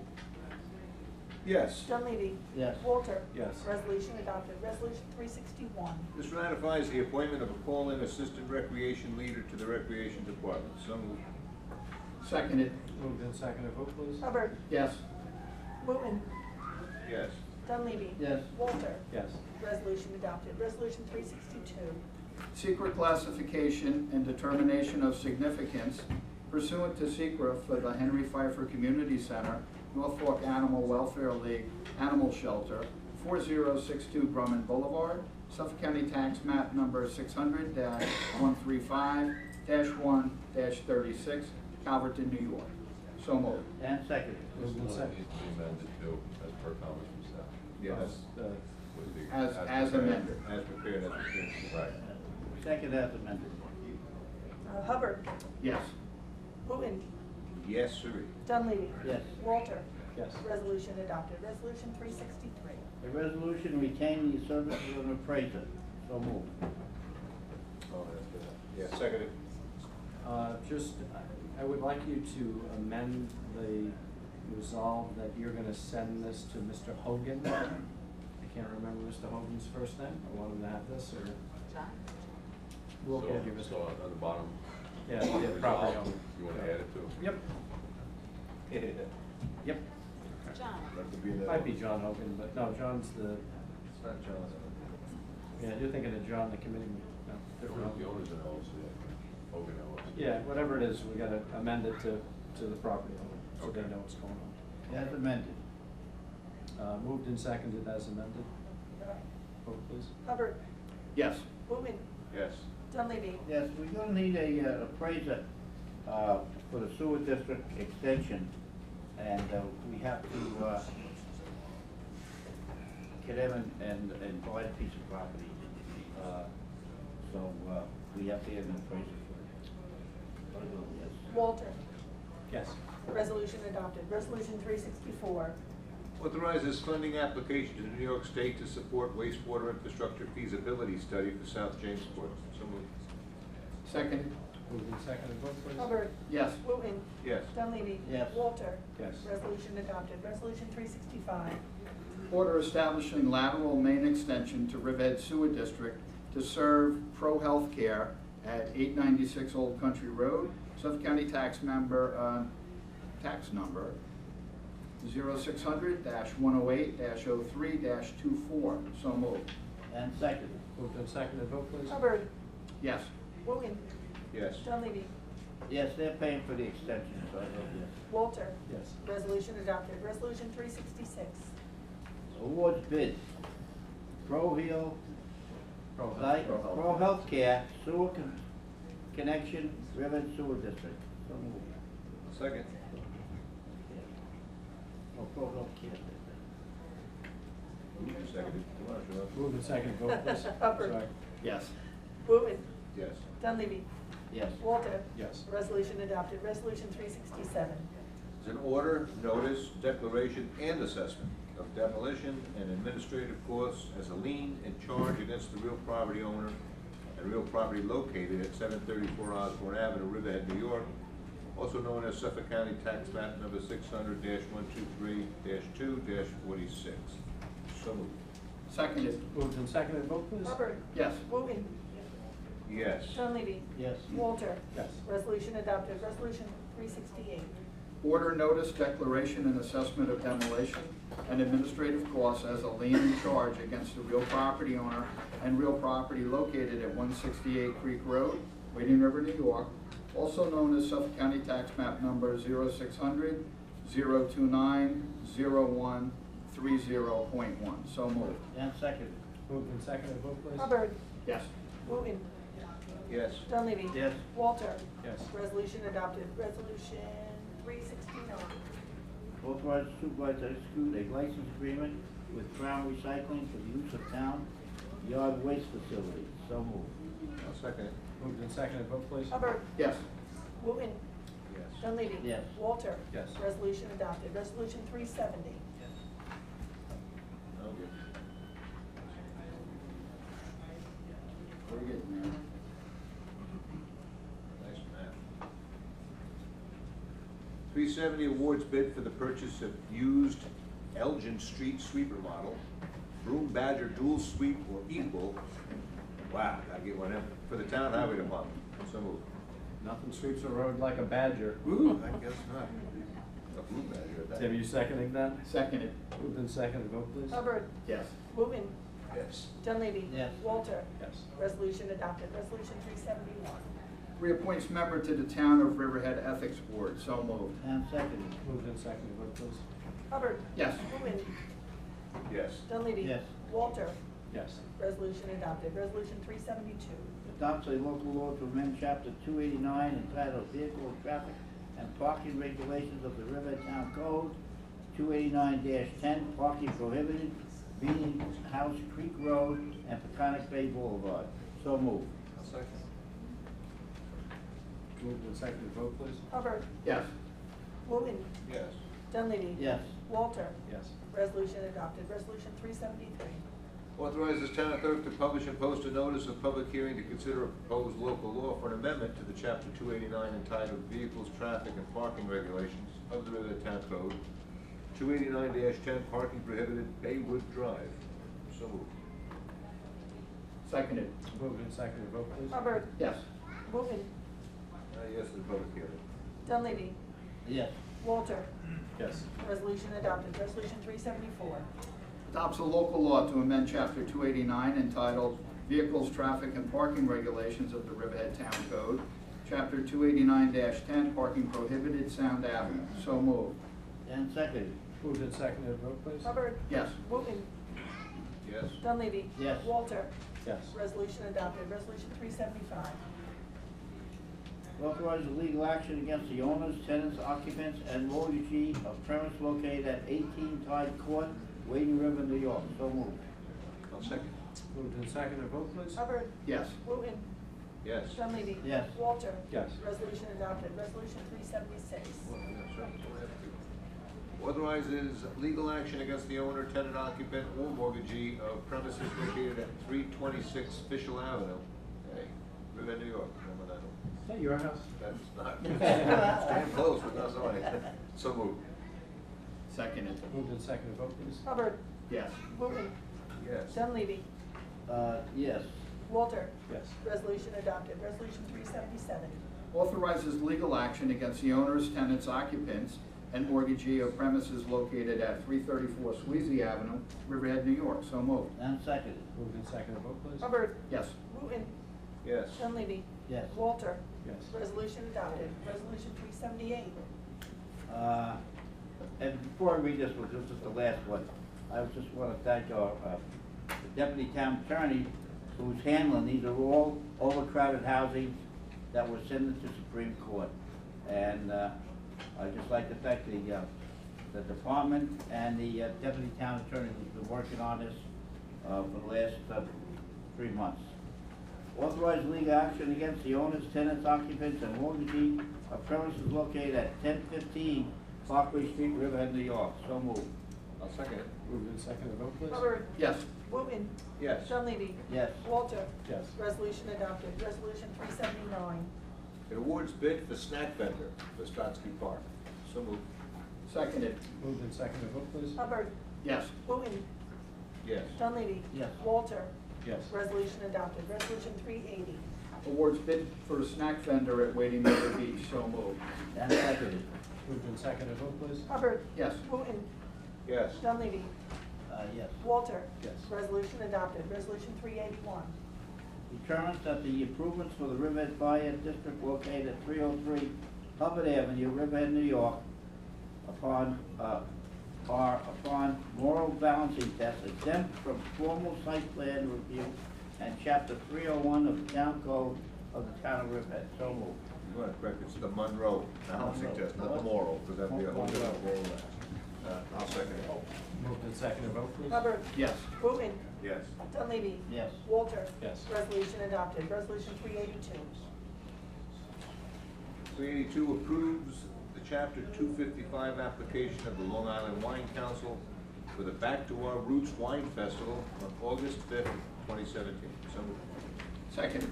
Moved and seconded, vote please. Hubbard. Yes. Wooten. Back to our roots, we should be potatoes. Yes. Dunleavy. Yes. Walter. Yes. Resolution adopted. Resolution 383. Approves Chapter 255 application of the East End Tourism Alliance Paddle Battle Water Race and Craft Beverage Tasting Event, July 29, 2017. So moved. And seconded. Moved and seconded, vote please. Hubbard. Yes. Wooten. Yes. Dunleavy. Yes. Walter. Yes. Resolution adopted. Resolution 384. Approved chapter 255 application of Riverhead Wasteway Incorporated Drive-In Movie Night, June 6, 2017 and August 18, 2017. So moved.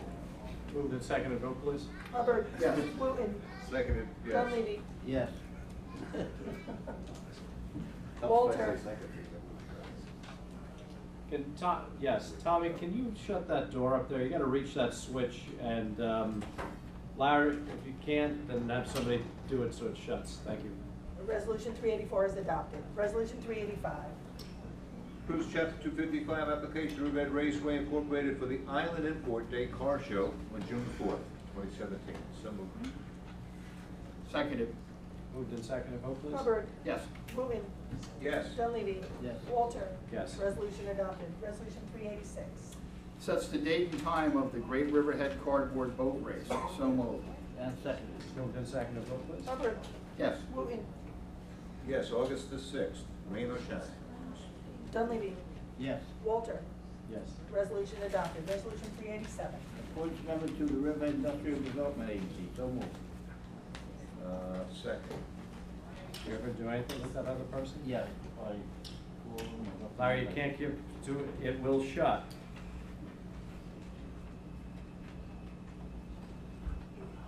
You can't keep flipping it back and forth because it's just gonna keep opening. He never told me that. Okay. Town cruise has worked. Okay, so, fine. Did someone second? 387, did we move it? Yes, we moved it and Who seconded it? seconded. Moved and seconded, vote please. Hubbard. Yes. Wooten. Yes. Dunleavy. Yes. Walter. Yes. Resolution adopted. Resolution 388. Authorizes the retention of the law firm of Smith, Finkelstein, Lundberg, Ives, Yakubaski, LLP to act as a special counsel to institute a legal proceeding to compel payment of assessment and tax stabilization funds from the County of Suffolk for 2016 and 2017 pursuant to tax law section 1210-A. So moved. Seconded. Moved and seconded, vote please. Hubbard. Yes. Wooten. Yes. Dunleavy. Yes. Walter. Yes. Resolution adopted. Resolution 389. Appoint student intern to the town attorney's office. So moved. And second. Moved and seconded, vote please. Hubbard. Yes. Wooten. Yes. Dunleavy. Yes. Walter. Yes. Resolution adopted. Resolution 390. Authorize the supervisor to execute stipulation of settlement with Civil Service Employees Association, Incorporated, Local 1000, AFSCME, AFL-CIO, Riverhead Unit of the Suffolk Local Number 85, CSEA. So moved. I'll second. Moved and seconded, vote please. Hubbard. Yes. Wooten. Yes. Dunleavy. Yes. Walter. Yes. Resolution adopted. Resolution 391. This extends the bid contract for corrosion control chemical for the town of Riverhead. So moved. Seconded. Moved and seconded, vote please. Hubbard. Yes. Wooten. Yes. Dunleavy. Yes. Walter. Yes. Resolution adopted. Resolution 392. Public interest order in the matter of the increase and improvement of facilities of Riverhead Water District in the town of Riverhead, Suffolk County, New York, consisting of the construction of a new groundwater storage tank at plant number 15, site on Tuttle's Lane in Riverhead, New York, at a maximum estimated cost of $3,400,000. So moved. And second. Moved and seconded, vote please. Hubbard. Yes. Wooten. Yes. Dunleavy. Yes. Walter. Yes. Resolution adopted. Resolution 393. Bond resolution authorizing the issuance of $3,400,000 bonds of the town of Riverhead, Suffolk County, New York, to pay the cost of the increase in improvements of the facilities of the Riverhead Water District in the town of Riverhead, Suffolk County, New York. So moved. I'll second. Moved and seconded, vote please. Hubbard. Yes. Wooten. Yes. Dunleavy. Yes. Walter. Yes. Resolution adopted. Resolution 394. It's a public interest order in the matter of the increase and improvement of facilities of Riverhead Water District in the town of Riverhead, Suffolk County, New York, consisting of improvements to the water distribution system and the purchase of installation of emergency generators at water district facilities at Pulaski Street and Edwards Avenue, being an aggregate maximum estimated cost of $2,112,000. So moved. Seconded. Moved and seconded, vote please. Hubbard. Yes. Wooten. Yes. Dunleavy. Yes. Walter. Yes. Resolution adopted. Resolution 395. Bond resolution authorizing the issuance of $2,112,000 worth of bonds, the town of Riverhead, Suffolk County, New York, to pay the cost of the increase and improvement of the facilities of the Riverhead Water District in the town of Riverhead, Suffolk County, New York. We have So that moved. same problem with the caption on this one, you saw that? Yeah. We have a second? John? You second? No, you second. Yeah. Moved and seconded, vote please. Hubbard. Yes. Wooten. Yes. Dunleavy. I vote yes. We have our own water district, and to keep the water pure for drinking, these are things that we have to do. So I vote yes. Walter. Yes. Resolution adopted. Resolution 396. Pay the bills? I'll second it. Moved and seconded, vote please. Hubbard. Yes. Wooten. Yes. Dunleavy. Yes. Walter. Yes. Resolution adopted. So you have one resolution to come off the floor, the board so inclined. This is to authorizes the town of Riverhead to direct and establish, authorizes the town of Riverhead to direct the state of Joseph Edgar to remove all litter, garbage, refuse, rubbish, yard waste, weeds, noxious plants, grass, and or rank vegetation in excess of 10 inches in height upon the premises known as 734 Osborne Avenue, Riverhead, New York, 11901, Suffolk County Tax Map number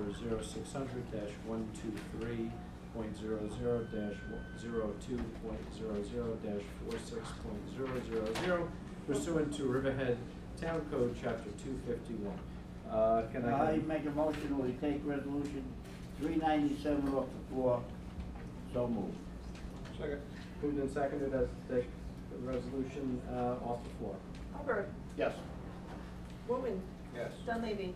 Yes. Walter. Yes. Resolution 397 is taken off the floor. I'll call Can you move it? resolution 397.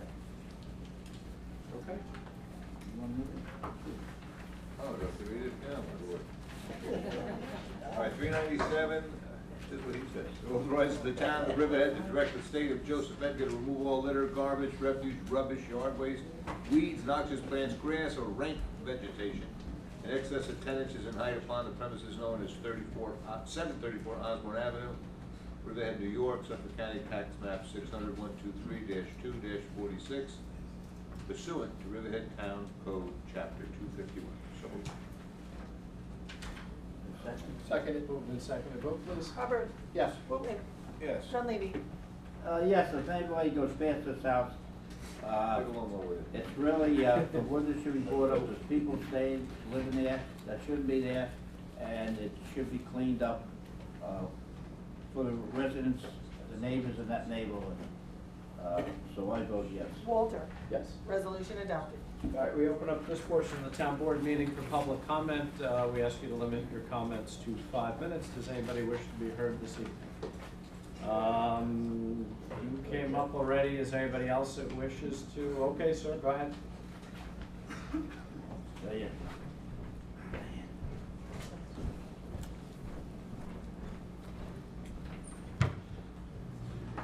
And John McAuliffe from Jean Court in Rolling Woods. I must say in the earlier dialogue, something became very clear for the first time. This is concerning Illuminati and housing. When this was first introduced, Illuminati assured everyone they had no intention to put housing on the property because that was not the purpose of their purchase of the property. But now the supervisor has indicated that it is an inherent part of the intention for the use of the property. That's not accurate, sir. That's That's not accurate, sir, so I'll tell you what's accurate. All right, well, tell me what you meant then. Sir, I'm gonna tell you what I said. Okay. The zoning permits it, and the zoning was done pursuant to the secret analysis, which was done pursuant to all the different, what I'm gonna call smart growth, live, work, play environments of the zoning fields. All right, well, I misunderstood you because it sounded like you were saying that that was the intended purpose of allowing housing within the agreement and within the Not the contract. intended purpose, it's part of the zoning, sir. It's part of the, and it was intended for that purpose in the zoning, is that? The zoning speaks for itself, sir. Okay, all right, well, obviously, there's a lot of concern about the prospect of housing and whether the tail is going to wind up wagging the dog, and that rather than supportive use of housing, it's going to turn out at the end of the day to be housing. And maybe there'll be something there to support, maybe there won't, but that's a different issue. Okay, that's fair. I I would have loved you to have been paying attention to this issue almost 2 years ago when it first went to public hearing, but it's a fair point. Also, we weren't full-time residents 2 years ago, so Fair I point. have to. I wanted to report to you, I'm a little surprised in the correspondence, there's no reference to it.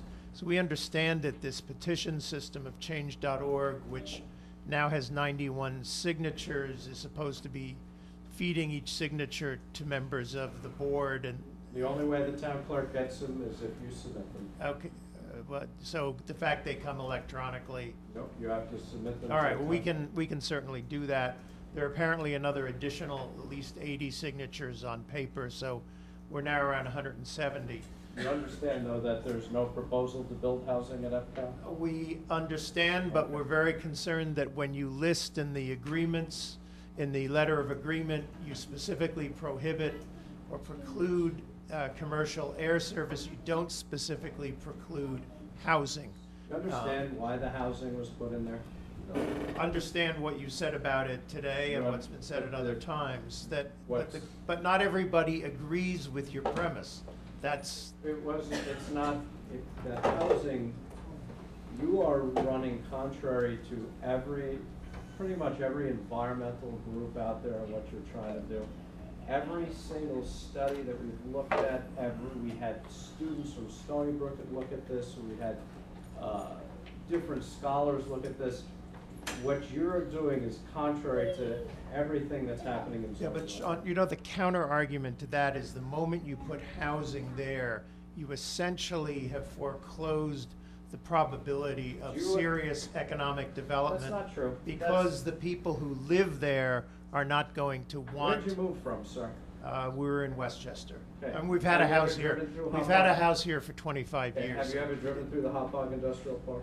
I have not. Okay, drive through the Hot Dog Industrial Park. Okay. One block over in any direction, there's subdivisions all over the Hot Dog Industrial Park. So, Are you saying that's where you want to have it? no, I'm saying to you that you made a statement that housing's going to preclude serious industrial development. And I'm saying to you that if that were true, Hot Dog It would would not have exist. precluded. All right, that's a good argument.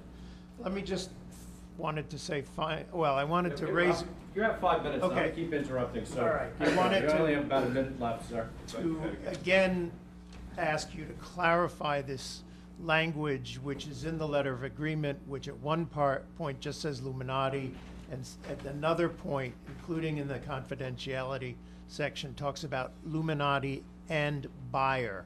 We will do that in the contract. All right, which will go is to there public. any other buyer besides Illuminati? No, there is not. I can't tell you whether Illuminati might do a spin-off corporation that the principles are the same.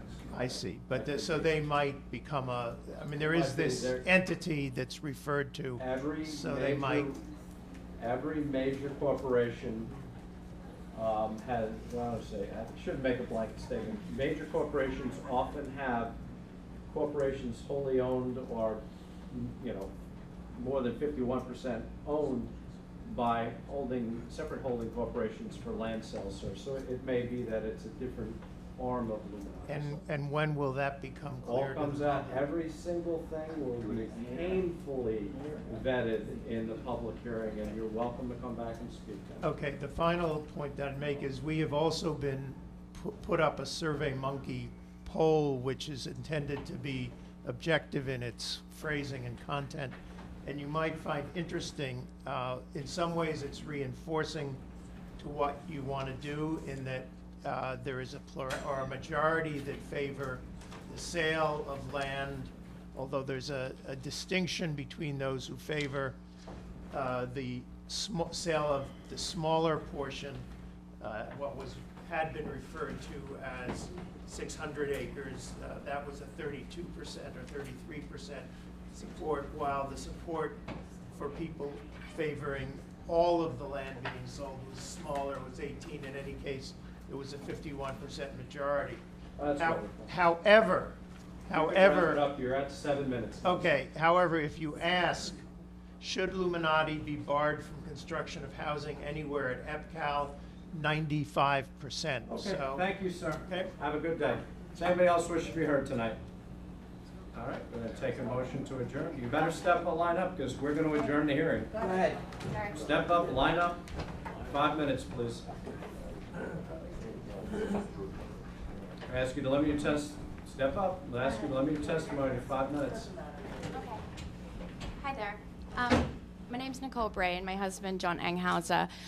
We are the owners of 212 Creek Road, and we understand that the settlement discussion regarding the short-term rentals on Creek Road is now null and void, but we'd still like the opportunity to address you all very kindly.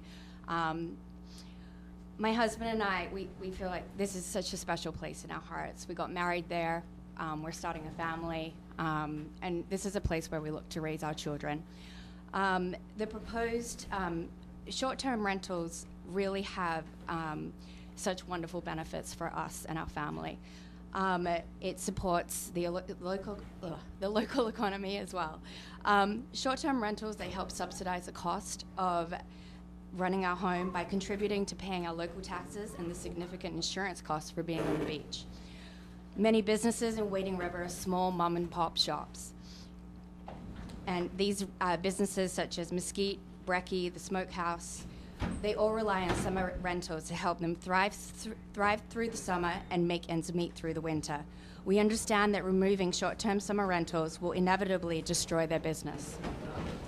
And also enabling visitors to enjoy our beach is an honor. I'll just wait a second. Thank you.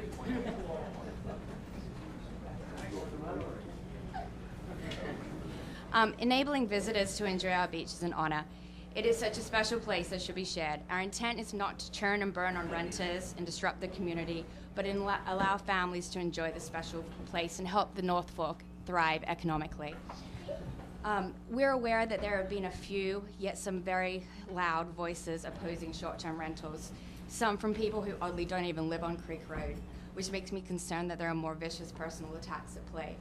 But as our representatives, it's your duty to hear our voices. We've also noted that these neighbors have been surveilling private citizens and filming our movements and property without our consent, acting as if they've been deputized by the town. This is very concerning. It would be wonderful if people could ultimately take month-long vacations or had the means to rent a house for an entire month. But the reality is that's just not the world we live in, and we must work with our representatives to create legislation that respects all sides of the community. I looked across Airbnb this afternoon, and I saw over 300 rentals available around Riverhead, which I hope is being policed in similar fashion to us. But what this shows is that short-term rentals are embedded in our culture and here to stay. We either move with culture or watch our local economy shrivel. We support short-term rentals wholeheartedly because we want to see Wading River thrive economically, the community broaden, and ensure it remains a very special place for us to raise our family. It would be heartbreaking to have local businesses close and ultimately see unsavory motives succeed on the street we call home. As our representatives, we respectfully ask that you take this into full consideration as we move forward with the procedures. All right, thank you. Next speaker, we ask you to limit your time to 5 minutes. Hi, I'm Virginia Greco, 2 Oak Street, Wading River. Members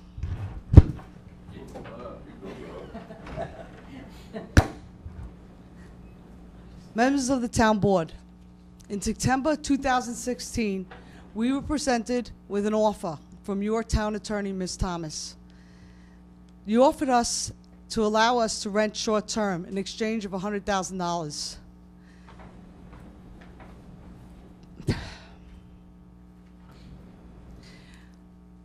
You were going to use us as a pilot program since our management company never had a violation, a summons, or any type of illegal activity.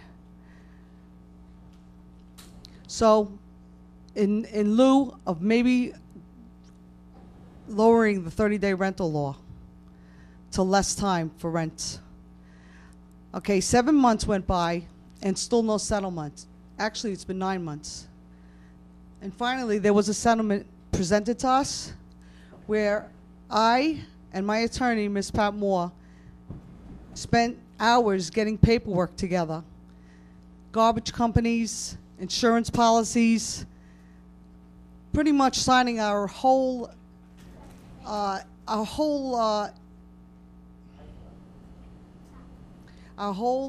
everything away, pretty much, for you guys to investigate, to look in the homes, what have you. All right.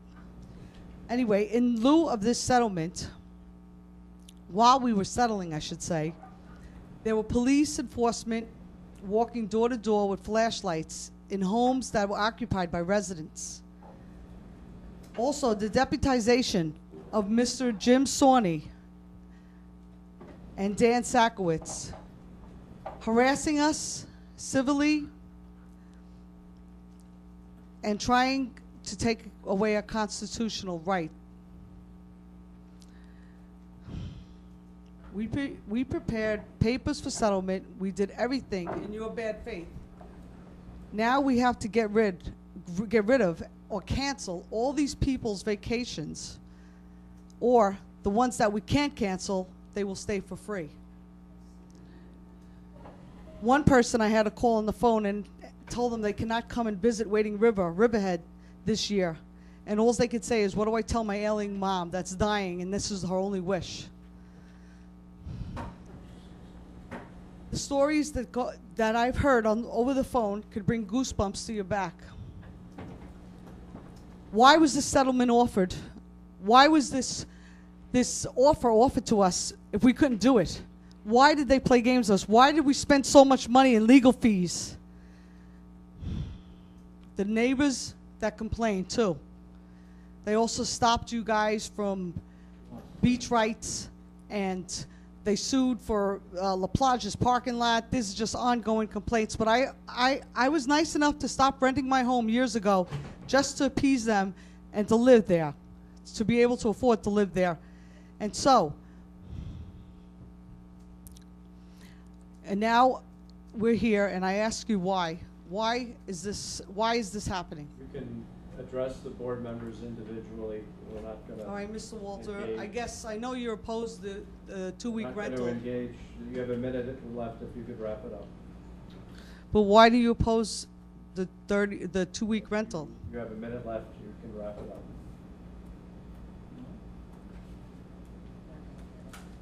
All right, well, I just want to say that we could pretty much, I don't know, I don't have anything to say anymore. I'm very astonished because this whole thing is a bad faith thing that you put us through. All right, thank you. Does anybody else wish to be heard tonight? Patrick Fidel Laurel. This is for John. Getting back to the traffic control officers, what number did you have in mind for a raise? You looking for a job? No, There's no bias here at all. 5 minutes, by the way. that's right, see? No, we should be paying them, they, a quality of life for. I'm gonna say somewhere around 12, Well, 12.50. I was gonna say. Maybe like 15 crossing guards or something like that, I was to gonna that say scale? $15 because they're quality of life issues, handicap parking, no parking in front of fire zones. They bring in money to the town. And, I think that we should, pay them, plus they save us overtime with the police department. It's on the agenda for next week. So. There you go. Look how quick he works. It's on the agenda. That's right. Put it on the agenda. Pat, you looking for a part-time job? No, not me. He's just curious. Thank you. All right, anybody else wish to be heard tonight? Timmy, what were we, $5 an hour? Not seeing anybody, can I get a motion to adjourn the What was meeting? that? I make a motion we adjourn the town board meeting, so moved. All in favor, aye. Aye. Opposed, abstentions, motion carried, meeting is adjourned. 82. He came on 81, I think. 82. What, 81? Oh. Take care, guys. Oh, I got Take care. $6,000 Yeah, Tom. a year when I go to the police department.